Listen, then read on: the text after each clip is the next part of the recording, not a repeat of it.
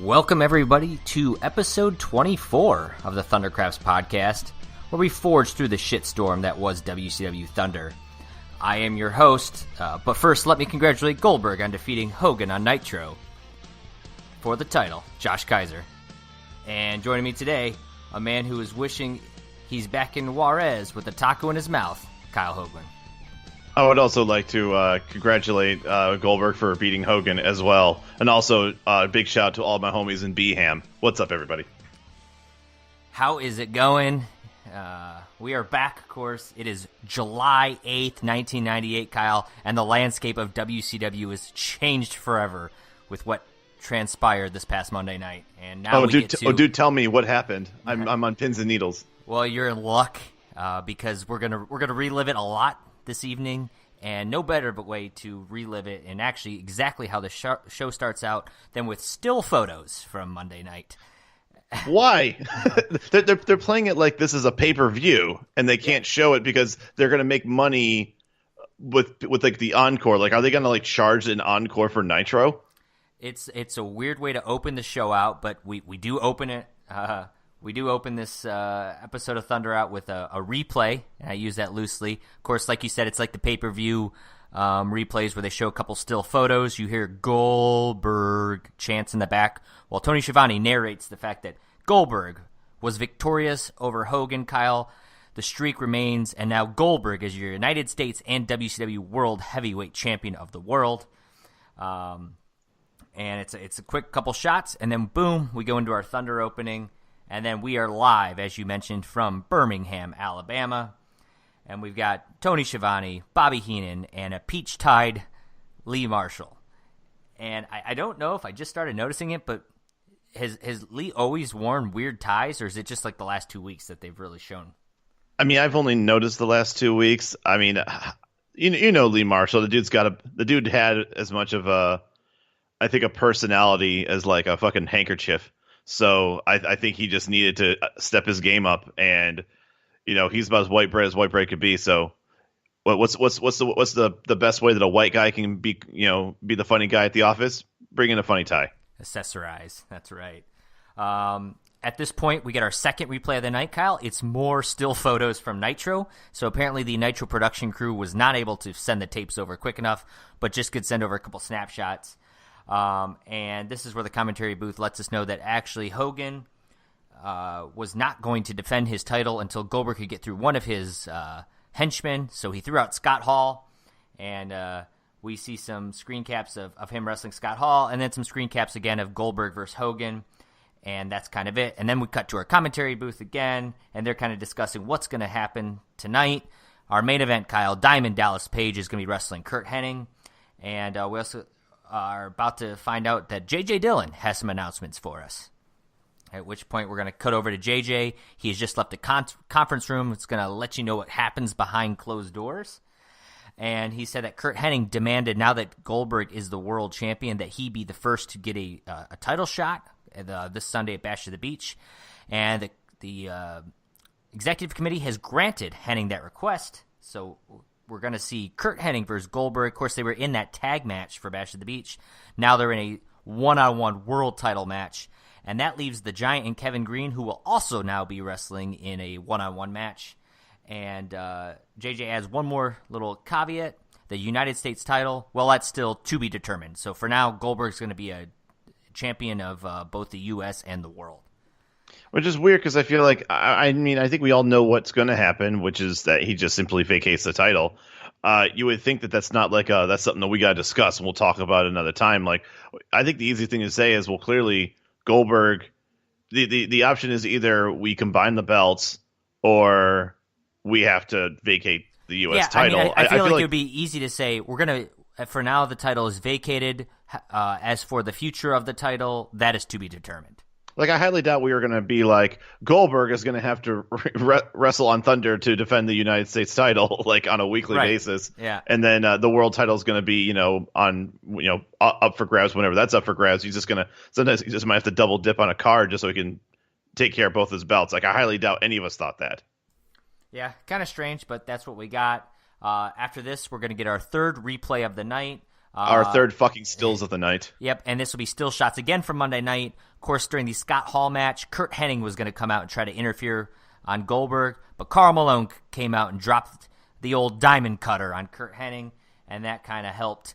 Which actually is pretty iconic. Like I just remember that's one of the first things I remember back when I was a kid, coming back into wrestling. Like, I was watching both shows, but I was more focused on watching WWF back in '98. But I do remember this particular Nitro. Karl Malone delivering the diamond cutter that stinks in your mind specifically. Well, I mean, especially you saying the word delivered, because he is the mailman, dude. That's what I'm saying. That is what I'm saying.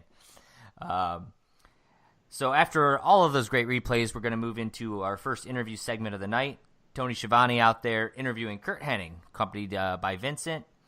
And Kurt's going to let us know that Rick Rude is in Atlanta right now with some lawyers. He's trying to basically stop this Curt Hennig DDP match tonight because Rude and Curt have a plan to defeat Goldberg Sunday to get Curt the title. And he doesn't need to be messed up or injured or anything tonight with this meaningless match against DDP. And it makes a lot of sense from a standpoint, Well, the only reason why I disagree with that is because I just find it very strange that Curt Hennig hasn't wrestled anything in the last 2 weeks, and now he has a world title shot, and we're not even going to see any type of storyline. Really, honestly, all that Goldberg and Hennig have really just been doing is just Hennig been talking smack about Goldberg. Hennig's supposed to have had this match for the last pay-per-view, remember? And then he got hurt and replaced Conan. So I would say it's arguably the longest storyline Goldberg's been a part of. It is true, but it seems like all one side. Like, remember, I think I don't know how much further it is where Jericho the old has Jericho that feud. Goldberg. Yeah, that is completely one-sided. But yes, I would say that this isn't much further from that. And I feel like most of Goldberg's feuds are going to be one-sided because Goldberg, they're not letting him talk, and rightfully so. So he's not really feuding with anybody in particular. Right, he just goes in and jackhammers and leaves. Right. Hennig's going to go on to basically say that this is the best time to attack Goldberg, and Goldberg, this is the plan. So I don't know why. It's kind of like that evil henchman who's like giving away his secret plan. And Schiavone's going to say basically the match was booked tonight, so there's not much they can do about it. So we'll have to see who wins that, and that'll kind of be your ongoing story throughout Thunder. But then we move to our opening bout of the night, Tokyo Magnum and Shima Nobunaga, or something to that effect. I think you nailed it, actually. Yeah, thank you. Wrestling Public Enemy. Tokyo Magnum and Nobunaga apparently are some dancing fools of their own as they come out dancing, and Tokyo Magnum actually doing the Alex Wright dance. As for the match itself, Public Enemy early on kind of clear out the ring, and they do a lot of double teams where they come into the ring, and Mickey J just pretty much lets all of this take place. He's never like taking one partner and like forcing them back to his side. He lets Public Enemy dominate most of this match. They are going to stack two tables on the outside and actually do a drive-by from the inside of the ring to the outside. It was a crisp drive-by through both tables. It looked pretty nice. And they're going to go ahead and get the win there. I gave it 2 stars. I thought it was a fine opening bout for what was going to be a Public Enemy squash match. I gave it 1 3/4. I completely agree with everything you said. My only problem, and once again, this is the thing that's going to I will go to the grave saying that this is one of the things I hate the most about wrestling is the inconsistencies of the ref and the tag-ins. Rocco Rock was the legal man, yet Johnny Grunge pinned Nobunaga, whatever his name, Shima. Nobunaga. Yeah, thank you. He's the one that actually got the pin, which once again he wasn't the legal man. So it's just like it's just a little small. It's totally inconsequential, but to me, it's part of the story. And also I had to give Brain a little bit of a nod for the Lee calling for the double pancake, and then Brain going easy for you to say. Brain, I thought, was pretty good this whole show. I think he had some good one-liners throughout. Oh yeah, he killed it in this show. After the match, Public Enemy is actually going to get attacked by the Dancing Fools. Of course, that's Alex Wright and Disco Inferno. And afterwards, Tokyo Magnum trying to join their little club, but they're going to toss him out as well. So I think, Kyle, we're getting a Public Enemy versus Dancing Fools feud that maybe goes to the Bash of the Beach, or maybe can go further than that. So I guess a nice little story for us to follow on Thunder, because we don't get a lot of the big players anymore. Right, and also we're not as sad as this. The fact this is a go-home show, we're not going to see a whole lot of story-driven content in this one, so it's good to see it when we get it. That's right. After this match, we're going to get the Cat, who's going to be wrestling Villano 4, who was already in the ring by the time the Cat got in there. And as the Cat goes to get into the ring, Villano 4 is going to go right on the attack, and most of the match, the Cat is going to actually wrestle in his robe. During the match, though, Kyle, Lee Marshall's going to drop a little basketball IQ as he mentions that Karl Malone, of course, with that diamond cutter to Curt Hennig, gave Goldberg the assist in that match against Scott Hall, much like John Stockton was the assist leader for the Utah Jazz, who Karl Malone plays with. Thank you, Lee. And now go ahead and make your leave as Tenay makes his way to the table. He was waiting for that gem, and so he can go ahead and go to the back. Villano 4 went to the outside of the ring, while Villano 5 subbed in at one point. So, of course, you look the same and you wear masks so you can swap out. So that's obviously going to give Villano 5 the big win right here when the Cat least expect it, right? Nope, the Cat's going to demolish him as well, and he's going to get the feliner for the win, Kyle. I gave this a 1 3/4. You don't have the Cat squash 2 Villanos if you're going to pull that move. It just seemed pointless to do the swap out there. Yeah, I agree. 1 3/4. Match was meh. I'm really looking forward to when the Cat goes heel, because obviously the Cat going heel is the best Cat, or is the Cat Miller there is. Dude. Someone better call his mama. And but yeah, I agree. Kind of pointless to sub in Villano 5. It makes him look weak. In all seriousness. They're not exactly like lighting the wrestling landscape on fire. Cat, right? Sure. It's Yeah, not like I don't it's think Goldberg in here or something like that, right? Or even like Scott Norton or something like that. It's the Cat who, if you're doing your tier of WCW wrestlers right now, the Cat is much lower on the card, even for like Thunder wrestlers. So he's moving up with that martial arts division. So I mean, he's doing pretty well with that one. The martial arts division. Also, did you hear after Brain did the highlights for this actual match? I think he meows at the end of it, which was weird. Okay, yeah, all right. I just want to make sure you got that too. I did want to bring up, during this match, we got our first sign of the night, and it's Stone Cold needs Jesus. So you expect down in the Bible Belt in Birmingham, Alabama, to talk about Jesus, and I could see them actually being legitimately serious when they refer to Stone Cold. I mean, I could go with it, but I just feel like I don't know that I saw that sign too, and all I just thought to myself was like, that just doesn't make sense to me. I mean, it was because he's a beer guzzler. Is that why? He guzzles beer, he attacks his boss. He needs Jesus in his life. He needs to change his ways. We'll see how that goes. Maybe Stone Cold will get the message, and he'll turn over a new leaf over in the WWF. I'm sure he watches Thunder. Of course. After this, we're going to get Tony Schiavone interviewing Eddie Guerrero. Of course, Tony's going to let us know that Chavo challenged Eddie on Nitro to a hair versus hair match. As you remember, Kyle, last week Eddie came out and viciously cut some of Chavo's hair out, which brought security out. So Chavo has since upped the ante, if you will. Eddie's going to come out, start out his interview by, of course, congratulating Goldberg on his big victory Monday night. Which was really, do you think that's a little bit out of place, just because Eddie is basically playing heel and decided to be like... incredibly, so we joke about it. It's the reason why I did it in my opening, is we're going to see this a lot tonight with all the interviews, but it felt completely out of place with Eddie doing it because he was a heel. The only thing I could say is Eddie's a heel for WCW, so I think what they're going with here is this is a big deal that WCW has the title back, right? The NWO no longer has the world title, and they want you to know that, like, good or bad, WCW people still prefer WCW over the NWO. And that's the only thing I can go with there.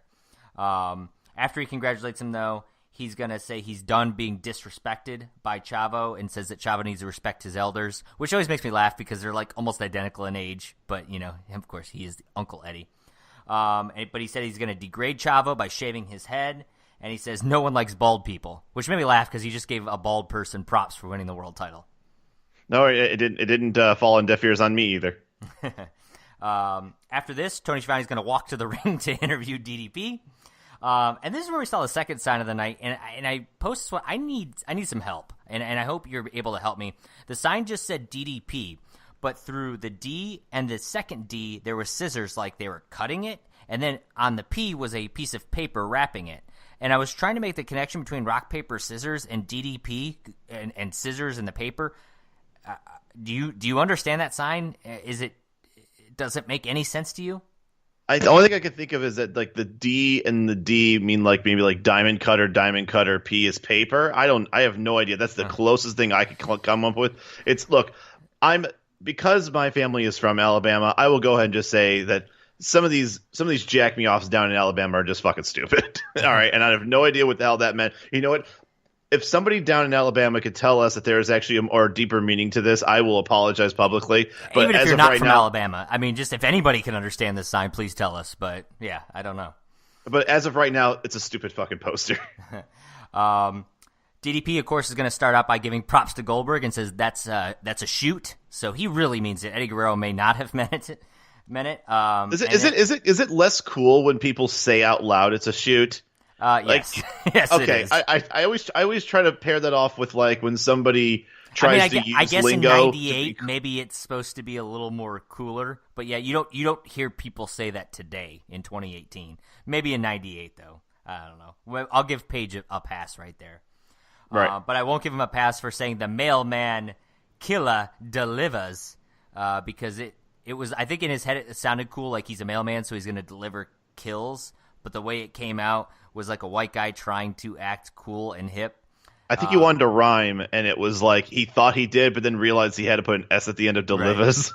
Yeah, it was weak. But he does let us know that Karl Malone's getting jacked up 2 hours a day at the gym, which I feel is frowned upon, like, with other people at the gym. I personally wouldn't do it. Then again, you won't see me at the gym. That's true. And we won't see you spending 5 hours a day in the ring. So Karl Malone working his ass off here. Maybe if he worked his ass off in the NBA Finals, he'd be a champion. Am I right? I mean, let's not get too let's not get way overboard here. We are going to get our third sign of the night here, Kyle. It's going to say DDP equals the fisherman. Rodman equals the worm, and Malone equals shark. Get the picture? Bash at the beach. I like the artwork that was created in my own head when I was looking at this poster. Right. But I mean, I get it. But guys, look, if a good sign is just make a nice message, maybe a little picture. But if I gotta solve a riddle, I don't want it. I don't care for it. Yeah. DDP is going to end his segment here saying, Hennig, you can cry all you want, but tonight you're going to feel the bang. Which I think is like one of the first times I've heard the feel the bang. I mean, maybe we've heard it before, but he's always talked about banging the actual wrestler. But now we're moving over to feel the bang. I think he kind of like was like going back and forth between how he was using it, but now he's like starting to realize that feel the bang is better than saying I'm going to come bang you tonight. Like at some point, someone was like, "Hey, Mr. Page, I don't know if you're familiar with this, but saying you want to bang one of these other guys isn't quite what you think you're saying." Yeah, we're not saying to change your overall persona, but if you could just knock it down a peg, right? That would be great for people from HR. You're getting about as many complaints as Goldberg, as Gold does at this point. After this, we're going to get our fourth replay of the night. It's the repeated still shots of Karl Malone delivering his bang on Curt Hennig. So nice to see the same still shots that we were shown previously. After this, we're going to get our next match of the night, Judo Suwa, I think, versus Juventud Guerrera. We're also getting our fourth sign of the night. It was written on about an 8x10 piece of paper, and it said El Dandy Fan Club, which is about what I'd expect an El Dandy Fan Club member to have. because it was literally like the most low effort sign. Hey, first of all, the El Dandy fan club is a grassroots organization. Okay, so we don't have a lot of money. So I appreciate the fact that the guy just probably stole a piece of paper from the copying machine at his work and made an El Dandy poster. So and you know what? It got on TV, and it got on this podcast 20 years later. So good for him. This match though was solid. I mean, it was a solid cruiserweight kind of match between these two guys. Eventually, the crowd's all gonna look towards the entrance ramp because somebody's coming out. Commentary team, other than Heenan's like, "Hey, what's going on?" The commentary team no selling it like crazy till finally they have no other choice but to let us know that Kidman was there. So I expected the DQ finish. Instead, I got a nasty Hoovy driver from Hoovy, who's gonna get the 3 count. I gave the match 2 stars. I thought it was, for a cruiserweight luchador sort of style match, it was fine. Yeah, I gave it 2 stars. I think the only gripe I had against it was that it was a crazy short match. Yeah, it was. And I thought that if they would have let this marinate a little bit more, for what they were doing, and I don't know if maybe just Judo I think he's a little bit new, or at least I haven't seen much of him in WCW at this point. Once again, we're just watching Thunder, so for all I know, he's the biggest rock star on Saturday night, and I'm just not aware of it. But I mean, maybe it's short because it's a live show, and that's where they're going to cut it. Or the fact that Hoovy and Judo might not have all the chemistry in the world to go 5, 6, 7 minutes. But for what it was worth, it looked good for what we got. Yeah, I agree with you there. And while you were talking, I thought I'd give a quick wiki look to see how long Judo Suwa wrestled. I don't even think it's mentioned. I looked at it too. I don't even think he's mentioned he's ever being in WCW. No, it's not mentioned at all. He was apparently in Tokyo Magnum's promotion at one point. It's not Tokyo Magnum. It's Ultimo Dragon's promotion with Tokyo Magnum. Tokyo Magnum, Judo Sawa. Oh yeah. You're right. And the other guy, the Shima guy, they're all proteges of Ultimo Dragon. They're all trained by him. Right. Yep, you're right about that. He had beaten Magnum Tokyo, of course, was his name over in Japan. But yeah, it doesn't even mention it, so he must not do much over here. But he debuted in May of '97, so to your point, he's a year, under his belt as far as career goes. So newer wrestler, anyways, and must not be long for WCW. After the match, Kyle, as we mentioned, Kidman came out. The whole flock beat the shit out of Hoovy, and then Kidman's going to hit the 7-year itch. So the flock continuing to exist. Well, the flock continuing to have this feud with Juventud, which is just odd to me. Well, it's also odd because the one guy that was the main guy who's having this feud with him, Reese, wasn't even there. He wasn't. They do mention, of course, that they had that old David versus Goliath match at the previous pay-per-view. But, yeah, he wasn't there. And now it looks like it's shifted to Kidman versus Hoovy, which is a much more entertaining feud. Right. I think that's what we more wanted than Reese versus Hoovy. All right. After the match, we're going to get a promo for Bash at the Beach for the hair versus hair match. And then it's going to follow right up with a promo for the Malone, Rodman, Hogan, DDP.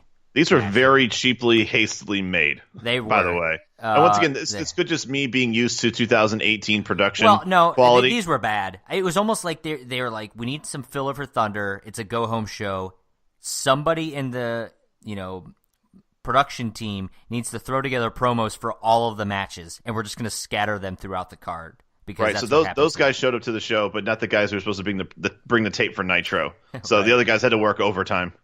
The ever-busy Tony Schiavone, who was working overtime during this show, interviews Mongo McMichael at this point.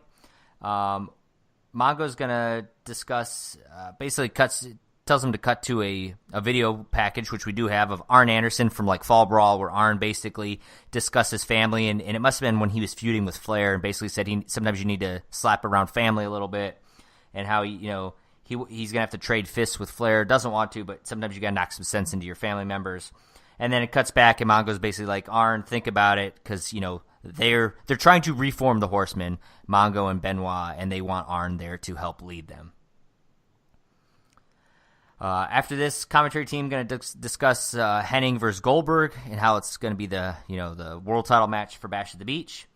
After this, we're going to get another promo for the DDP, Karl Malone, Hogan, Rodman. Dude, there are match. so many of them on this show. So like, many. It's just so weird that it feels like every other sentence that you say is video package or Karl promo Malone. for Karl Malone, DDP, Rodman, Hogan. This one was actually useful for someone like you and I and all of our listeners who are probably just watching the Thunders, because this is It was a long promo. This is your main event, right? For Sunday, this is got to be the main event match, right?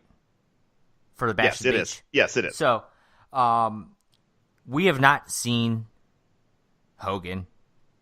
We have not seen Karl Malone. We have not seen Dennis Rodman.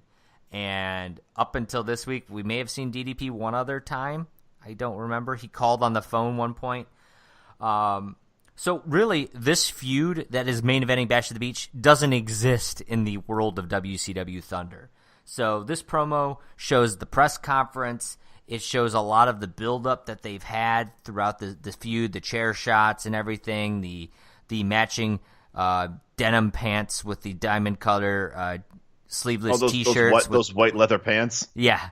The whole thing. I actually thought this was a solid recap for us Thunder watchers that don't know what else is going on with this feud. The Thunder buddies, if you will. Right. So there's that promo. Then we move into our next match of the night. Out comes Stevie Ray. He's going to dedicate this match to his brother, who is battling for his life in the television championship with Bret Hart this Sunday. And he says, he's proud to be from the streets, and he's never going to change for none of ya. And he says he's large, in charge, he's got soul, and he's super bad. And so I was waiting to see what cruiserweight he was going to destroy tonight. That's exactly what I thought, too. And out comes Conan. So that was good to see. Conan, as you so eloquently put it, Kyle, got on the mic and said Conan things. So he gave his normal spiel. This match doesn't last very long. Stevie Ray's going to get a chair and start brutally attacking Conan. He's going to get DQ'd. Really don't even need to rate this match because it really wasn't much of a match. It's just Stevie Ray kind of showing that he's the street thug and doesn't really care what anyone else thinks. And this is going to lead to Booker T. He's going to come out and kind of stop the beatdown and just kind of irritate Stevie Ray along the way that Stevie Ray thinks he's going soft. And I appreciate that Conan decided that it was okay for them to use. It says kind of use him as I wouldn't say a stepping stone, but just as a little bit of like a catalyst to further the storyline, because really it was in no one's best interest to win or lose this match. So it was good that it was a DQ and DQ'd the way it was. Conan gets the win, but Stevie Ray looks like a guy that no one can stop, and he's just I mean, it really did sound like Stevie Ray wanted to murder Conan, and he was very upset. He could then say like, I could have smoked that sucker. I could have smoked that sucker. I'm like, yeah, that's what he kept saying. I forgot to write that down. Yeah, and I'm like, and pretty much Booker T's like, what are you gonna do? You gonna murder this guy on TV? And basically, Stevie Ray's like, yeah, that's what I was planning on doing. The one thing I don't get though is like, why? Why is Stevie Ray doing this right now? Why is he just trying to beat the shit out of Conan? Like, I think because I think once again, I think I mentioned this in I think the week or 2 weeks ago was I still haven't quite come to terms with exactly what Stevie Ray's plot line or plot story or whatever it is that he's doing with Booker T, and the only thing that I can think of is that Booker T has been like kind of like doing it the right way, being a kind of a nice guy, a guy with honor, and Stevie Ray is like the thug brother that's like screw honor that never got us anywhere. On the streets, yeah. So he's basically going in there with a chip on his shoulder and anger and just saying like, this is how we used to take care of business, and you're going soft. Right, and I agree with you there, and I think that is where they're going. I just don't think they're doing necessarily the best job of, portraying that. I agree with that. I just once again you also got to take in consideration who you're working with or you're dealing with this storyline. And we're always seeing it on Thunder. Maybe they're doing a better job on Nitro as well. Right, but once again, I like you said, I do like the fact that Stevie Ray did fight somebody that has a Wikipedia page. That's true. After this, Booker T, we're going to get a special look at his match with Bret Hart. And all it was a recap of Booker T's comments from last week that, Bret Hart is not the best there is, the best there was, or the best there ever will be. Then commentary team's going to let us know that the cameraman backstage was eavesdropping on a phone call that Curt Hennig was on. And by eavesdropping, we got a cameraman standing right in front of Curt Hennig and Vincent. This isn't exactly Chris Benoit, Arn Anderson talking in the back. Yeah, no, it's not. He's literally sitting there listening on the conversation. Kurt's on the phone with Rick Rude, basically saying, "Is this going to happen? It better get done. I demand that the facts get over here in time." Of course, he's trying to make sure the match doesn't happen. And then after he gets off the phone, he looks right into that camera that was eavesdropping and says, "I guarantee the match will not happen tonight." He didn't guarantee, Kyle, so I don't know how much I buy into this at this point. Well, I also think the guarantee is a trademark of WWE and Titan Sports. Fair enough. After this, we're going to get our tag match of the night. Raven, accompanied with his tag team partner Horace, which is strange. No Boulder. Wrestling Saturn and Canyon. And this, Kyle, is when we found out the good news that the reason for the still shots throughout the evening, we don't want to bury it, but Goldberg over Hogan, we're replaying it for you on Nitro this coming Monday. So if you watched last Monday, you get to watch it again. You get to watch Goldberg defeat Hogan for the world title. But wouldn't it be super sad if Hennig beats? I'm not saying he does, but they're going to decide to do this. But then what if Hennig beats Goldberg at Bash at the Beach? That's what I was going to say. Obviously, I think we all know Goldberg on the undefeated streak. Even back then, isn't going to lose to Hennig in his first world title defense. But the fact that they're replaying his world title win the day after he defends it against Curt Hennig, does anybody buy that Hennig's going to beat him now on Sunday?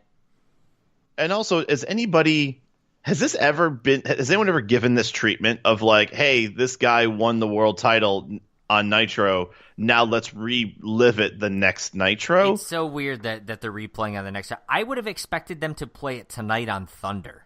That's what I said. That's why I'm so why are all these pay-per-view stills? But now, the stills make sense now because they don't want they don't want to give it away, but they're going to give it. But they're going to show it again on next week on Nitro. It's weird. But they're they gave away a pay-per-view. We talked about this whether or not should this have been a pay-per-view main event. We can say agree or disagree, but to then say we're not going to put it on pay-per-view, we're going to put it on for free on TNT, and then on the sister channel TBS do stills as if they are going to sell it somehow, but they're just going to replay it again on free cable television again. It's so weird that it's doing the stills doesn't change anything, because once again you're not. Are you doing it just because if you missed on Monday, it's a ratings ploy. It's if for some odd reason so you well missed this Nitro, past Monday, they think that they can reattain that same stuff by doing it next Monday. But I feel like they're better off showing it tonight on Thunder if they really want us to get excited. I agree. I don't know. Or at least show some highlights, but then if you want to do the whole match in its entirety on Nitro, sure, go for it. But throw us a bone a little bit, all right? Give the Thunder Buddies some something to chew on. Some loving. We do have something to chew on though in this match, Kyle. I don't want to say otherwise. I don't want to bury this match because it was actually pretty good. Horace did a suicide dive. How about that? Dude, I actually got up out of my chair when I saw him do it. I'm sorry, but I've been Horace a couple of times on the WCW Nintendo 64 games. I don't remember for that, by the way. I don't remember a suicide dive being in any of the running, the running attacks. The running attacks, right? And the commentary team mentions that this isn't the first time he's done it, so it's like he added this move into his repertoire recently. Raven is going to do a Russian leg sweep into the guardrail, which is a cool spot. There's one point I wanted to mention, and this is just kind of silly kayfabe, or when you break down wrestling in its form, and sometimes question things that you shouldn't question. But Horace goes to the top rope at one point, right? He goes to the top rope on the corner, not where Saturn is. Saturn's on the outside apron, where he gets tagged in. It's he's not on the corner where Saturn's standing, but he's on the same side that Saturn is standing. So, like, Saturn could shake the rope that he's holding and in theory, drop Horus down. But he doesn't do it. But, like, I feel like normal strategy, like, that's what you would do, right? But if you think about it, there's only one corner that Horus could potentially go to the top rope and not be impeded by Saturn. Because even right, if he, there is. So I don't think we ever see that. Like, yeah, no, you right. don't. But why don't you? Right, and I think the reason why is because if you always saw it, you never see anybody go to the top rope ever. You'd almost in have any to tag like match. always like knock. What you would do is if Saturn went in theory, if Saturn went to, because you can go like on both sides of the turnbuckle in that corner, right? Right. So if Saturn went to the other side of the turnbuckle, then Horus could go to the one that he was on. I suppose. Yeah. I mean, but You know once what again, I'm saying? all Saturn has to do is go around the ring post. Sure, but but Horus is super fast, he hops up there before Saturn can even react in time to get over there. According to Bobby the Brain Heenan, Horus has the fastest turnbuckle to floor time. I don't know what the hell that means, which is actually pretty true because Horus does a splash. I swear to God, by the time he gets that first foot on the top rope, he's on the ground in about a quarter second. Well, there you go. That's what happens when you just have like no athleticism. And by the way, we are dancing around the fact that the greatest move ever created in the history of the world was conducted in this match. We both commented on it. It's the electric chair. Is that what it's? The electric chair into a front face smasher. I think you either call it like the electric chair drop or like the electric chair into maybe like a sitting flapjack, something like that. It's a great move that Canyon does to Horus, I believe. Yes, right? yes. But we laugh because back in the day, your creator wrestler, this was your finisher. This was Turbulence's crash landing. So it's a move you don't see very often executed outside of video games. So it was great to see it in the ring here. And I got to be honest, Kyle, I'm digging Canyon and all of his flapjacks, electric chairs, all of the different creative, innovative, offensive moves that he does on these week-to-week shows, and I don't think I appreciated it in '98. I'm appreciating it now. At one point, though, this match is going to kind of take a turn as Raven's going to be on the outside.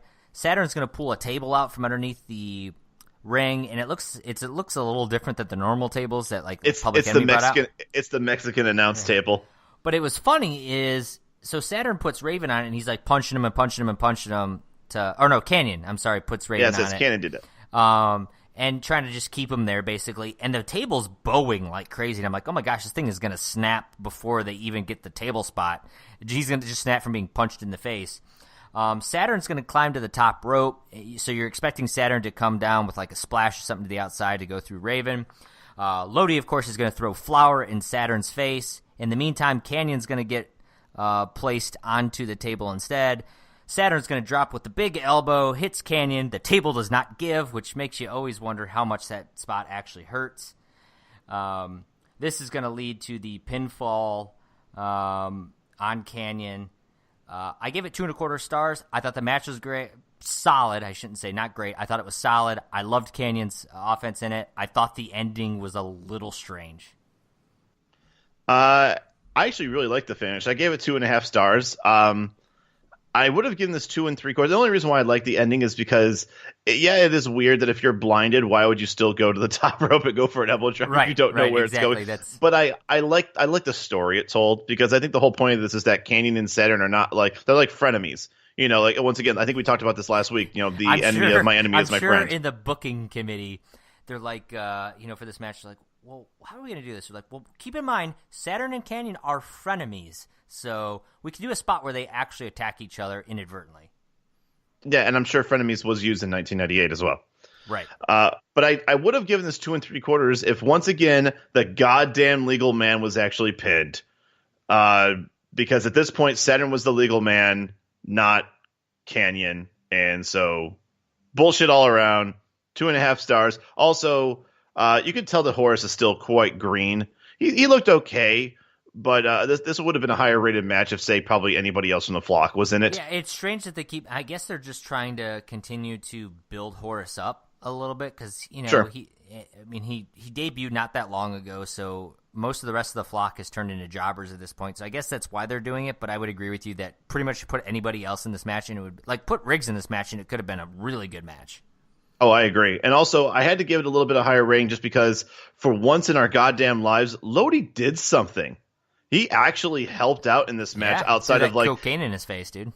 That's right. Sometimes you just gotta throw a handful of cocaine. Sprinkle a little cocaine on him, right? That's right. You would think like Saturn would have gotten that, he would have been fucking jacked. Right. But unfortunately, that was not the case. But it tells a good story and kind of pushes the further along what could happen this Sunday at Bash the Beach. Which, of course, they're going to follow up with a promo video for this Saturn Raven match, which was basically just the promo from Thunder last week where Raven is talking about beating up Saturn as a kid. Then we move to what could be match of the night, year, whatever you want to say, Rick Fuller versus Steve McMichael. Kyle, if you notice my notes, I say it was a sloppy match and Mongo wins with the Mongo spike. I gave it a star and 3/4. If you want to talk about this match, feel free. I think this match deserves so much more time than you're giving it. Not really. I mean, yeah, Mongo spike for the win. I did notice, though, after he pinned him, I felt like the Wolfpack music played, and they act like you hear like the Wolfpack howling beginning of the music. Are we sure that wasn't just Heenan again, like he meowed earlier? He howls for the Four Horsemen or something? Why would you howl for the Horsemen? Maybe it's a horse noise. I don't know how many horses you've been around, but I actually didn't think this was a bad match, considering the people that were in the match and what you think you can get out of them. Well, I mean, I guess. A star and 3/4 match with Mongo is a good match for Mongo. But one thing I always notice about Mongo, and the only thing my real note I have in here is he always looks like straight up dead weight when he gets like lifted for a slam or like a suplex.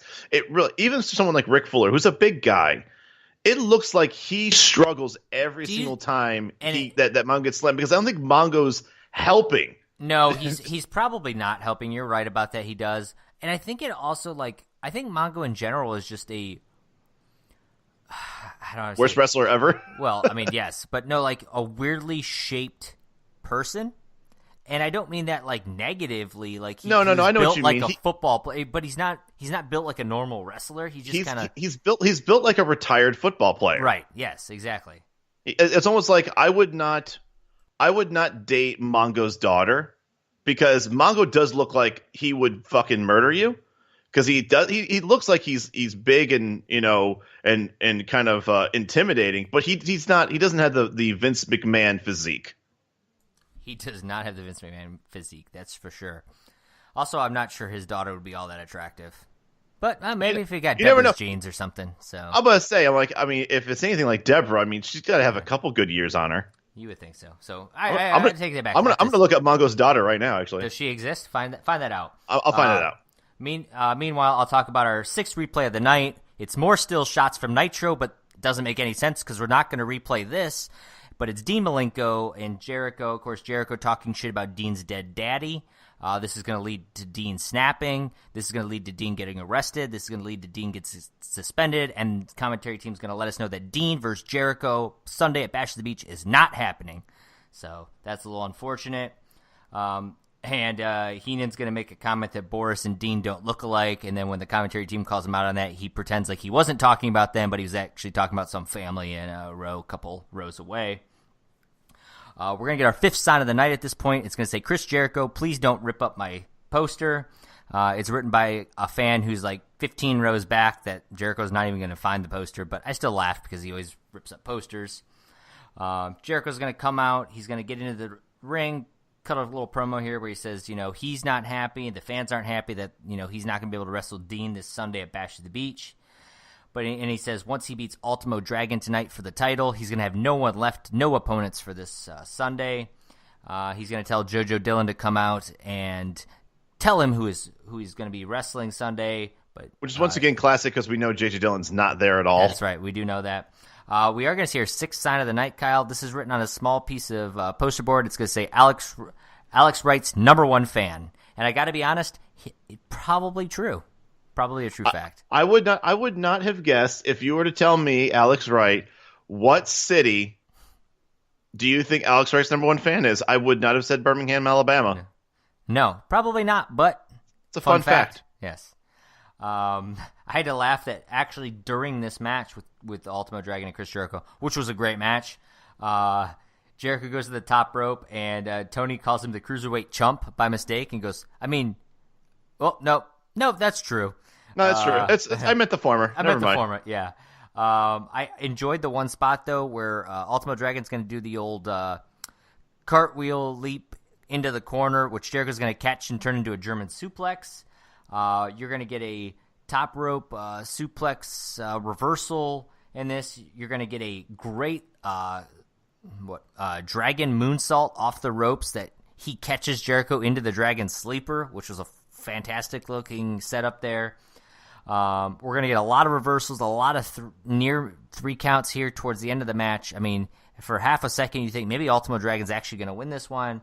But eventually you're going to get a Hurricanrana that Jericho's going to reverse into the Lion Tamer. Jericho's going to win. I give it 2 3/4 stars. I really enjoyed the match, and I loved how the ending was a lot of that back and forth near falls that make you think, hey, just for a minute, Ultimo Dragon might win this one. 2 things. One, Mongo and Deborah never had kids, and but his second wife, they do have a daughter. She is born on the same day as my birthday, and she's 10. So okay, so we'll just not go any further than that. We'll edit this. We'll edit this podcast. I gave this 3 stars. I thought about taking a little bit away for it because I thought the finish was a little sloppy, or at the very least, not as crisp as I think Jericho and Ultimo could do with that kind of Hurricanrana into the Lion Tamer. I think it was kind of dropped and then picked back up and put back in. But I really can't take away too much from this. But it's easily match of the night. And once again, we had Mongo and Rick Fuller to go up against it, so it was really a tough one to decide. There was a lot of back and forth spots. We had spots on the outside, we had the top rope, we had in the corner, we had a bunch of counters. It just once again turned me off because this is for the title, and clearly there's something bound to happen with Jericho at Bash at the Beach. So I went into this match near certain that, and you said that, maybe Ultimo Dragon will pull it off, but I feel like it's in no one's interest for anything to change storyline wise with what's he going to do at Bash at the Beach. So no, I understand what you're saying there, and this is where I was kind of justifying maybe Ultimo Dragon wins is Jericho's talking about defending the title. Maybe Ultimo Dragon does win this match, and then it's like, oh shit, now Jericho and Dean could wrestle each other, and then the title's not involved. So, like, if you're a betting man, I'm going to bet Jericho's going to win this, but I could see a scenario like how you would explain why maybe he doesn't win it.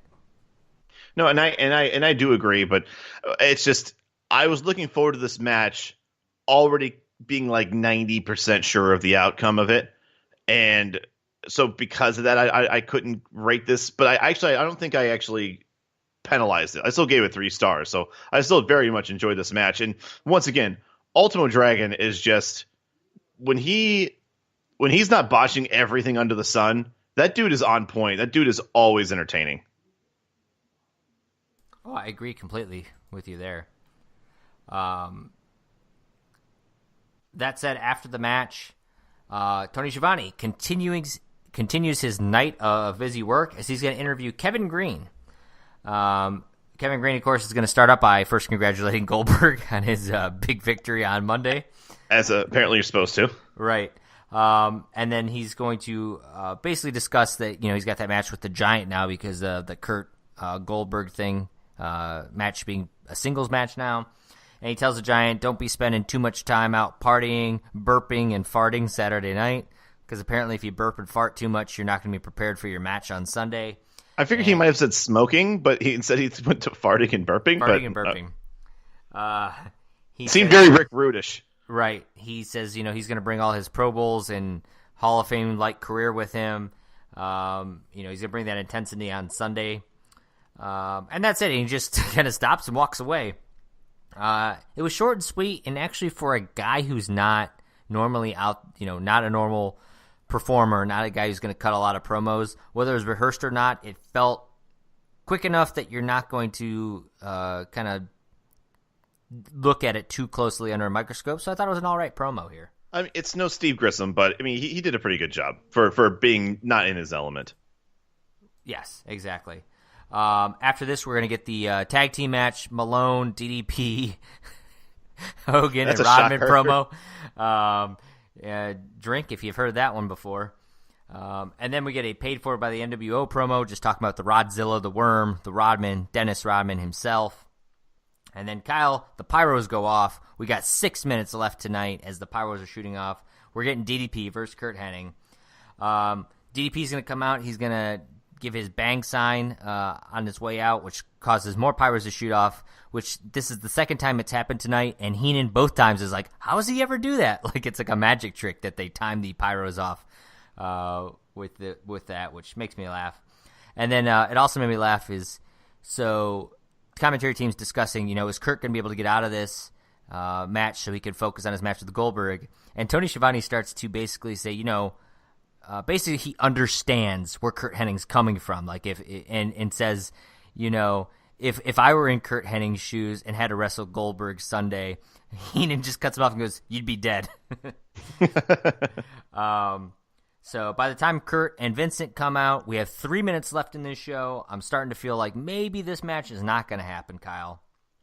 They get almost shocker again. They almost get to the ring and outrun some security guard who hands a piece of paper to Hennig and Vincent. They open it up. They share a good laugh with each other. They hand the paper to Penzer and tell him to read it out loud. And he basically says that Hennig has no obligation to wrestle in this match tonight, and that let them be the first to congratulate Hennig on his victory against Goldberg this Sunday. So maybe I misspoke, Kyle. Maybe Goldberg is going to lose on Sunday.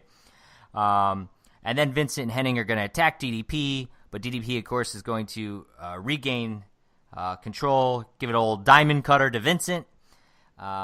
This is going to lead to Goldberg's music hitting, Kyle. Oh, my God, this is going to be a great way to send us out, with Goldberg and Hennig, the main event world title match for Sunday night. The pyro shoot off. Goldberg is coming. Tony Schiavone lets us know that time is out. Good night, good night, good night. The crowd, the fans at home, we all get blue-balled. There is no Goldberg, and that is how Thunder rolls out to Bash at the Beach 1998. What did you think about Thunder? What did you think about this go-home show? And what do you think about Bash at the Beach 1998 coming up? So my first thought, I felt that this was that no one wanted to make the trip to Alabama for Thunder. That includes the recap crew who had to just do stills. I felt like they didn't have the talent, so Ultimo Dragon called in a bunch of favors and brought in some of his students in to wrestle some matches. You had no actual video from Nitro, which now you kind of explained why. I still don't like it. You had Tony Schiavone just burning a shit ton of calories, being either in the ring or at the entranceway. Like, that guy, other than Vincent, is probably the busiest man in the business. Match quality overall, though, I thought it was as good as expected. Nothing too disappointing, but it just, plain and simple, was not an interesting go-home show. Nothing really matured on the show, story-wise, which is kind of a shame. And I think the big thing, too, was, man, what a dull way to end Thunder by getting blue-balled. Like, that's what killed me was what I'm actually more curious about is, did actually Goldberg come out, or did they just do all of that? I'm really curious about that, too. And anybody on Twitter, if you were at the if you were in Birmingham, Alabama, and you know what that DDP sign meant, and you also know if Goldberg showed up for this, let us July know. 8th. Yep. Because, yes, that's not a good way to end the show if the fans are getting blue-balled, too. I definitely agree. And as far as my thoughts on Bash at the Beach, I think Bash at the Beach, from what I can understand the card, it is just just a dumpster fire of a mess. As far as I mean, look, I get that there's some. If it wasn't for the Rodman, Malone, whatever, I feel like nothing else matters, including the world title, because Kurt up Hennig until thing, Monday, the world title was on the guy who's in that Hogan or is in that Rodman Malone right? match. So at the time there wasn't even going to be a world title match, but now at least there will be. So I guess that's good news. But I think the thing that's killing me here is that outside of that, like, we were supposed to have a Malenko versus Jericho that got scrapped last minute. We did have I guess Chavo and Guerrero, which they weren't slated to wrestle until we found out they were on the Monday before the card, and it happens now going to be a hair versus hair match.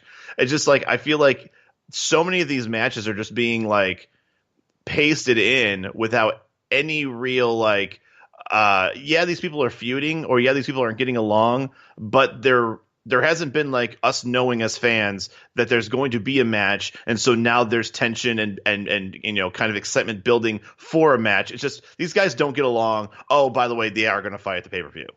And we find out most of this either on the last Thunder or this past Nitro, about like pretty much half the card.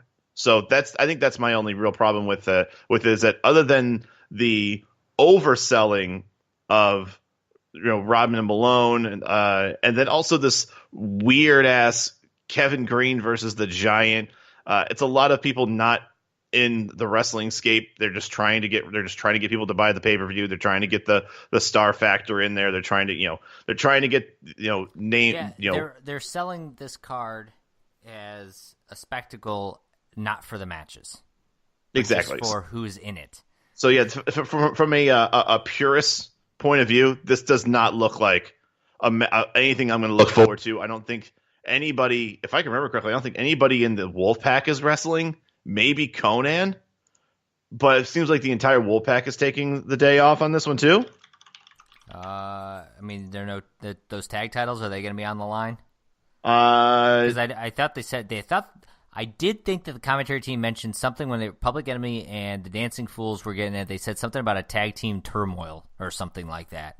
So, do you mind if I just say real quick what the card is, just to let you guys know? You can go through the card, but don't give us the results. In case I won't give the results. No, I won't give. Yeah. So the first dark match are the two Villanos versus Damien and Cyclope. Then you get Raven versus Saturn. You get Hoovy versus Kidman. Stevie Ray versus what? Stevie Ray versus Chavo Guerrero. Followed by Eddie Guerrero versus Chavo Guerrero.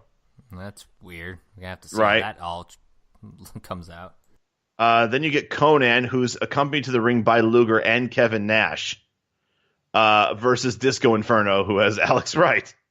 That's it. Not that's it, but that's your only appearance of the Wolfpack, or at least the Giant versus Kevin Green. Chris Jericho does have a match. Not going to say who it's against. Booker T versus Bret Hart, which totally swept under the rug as that. And then Goldberg versus Hennig, and then Hogan, Rodman, Page, Malone. I didn't realize that I didn't realize that Hogan, Rodman, Page, and Malone had a match. So that's good really? to know. That is kind of shocking. I think all we've been talking about recently is Hooven, Toot, and Kidman. That's right. So just to echo that, week go-home show. I mean, you just read that card to me, and most of that you wouldn't even really know was happening because of Thunder, outside of those little promos that they threw sprinkled around. Literally sprinkled. Yeah, literally sprinkled around matches that most of us didn't care about, with the exception of the Jericho Dragon and then the tag match with Raven, Saturn, Canyon. It was just a weak overall go-home show. And like I said, the main event, really both main events, if you call it a double main event, if you record the world title match and then this, you don't see much. You see Hennig. Goldberg hasn't been around on Thunder. It's been a disappointing month for Thunder, and I kind of hope, maybe we get past some of the celebrity stuff. We'll start to get back into some real wrestling and some better Thunders. Unfortunately, I think we're approaching the Jay Leno era of all of this. So, that said, that is our show for the week. If you haven't yet liked, subscribed, reviewed our show on Apple Podcasts, Google Play, or wherever you're listening, go do it, please, please, please. It helps us so much. You can give us a old follow at Thundercreps on Twitter. Let us know how we're doing on there. Let us know if you were in Birmingham. Did Goldberg show up? What does DDP with the scissor paper mean? Always go to thundercraps.com for all of our past episodes, social media accounts, all that fun stuff as well. And then go watch that. If Kyle did not just sell you on that card, I don't know what will. So go check out Bash of the Beach 1998, and then Thunder 25, the July 16th, 1998 edition of Thunder. And we will be back here next week to review that, recap what happened at Bash of the Beach. For Kyle Hoagland, I am Josh Kaiser, and we will see you next time on the Thundercraps Podcast. We are crash landingly out of time.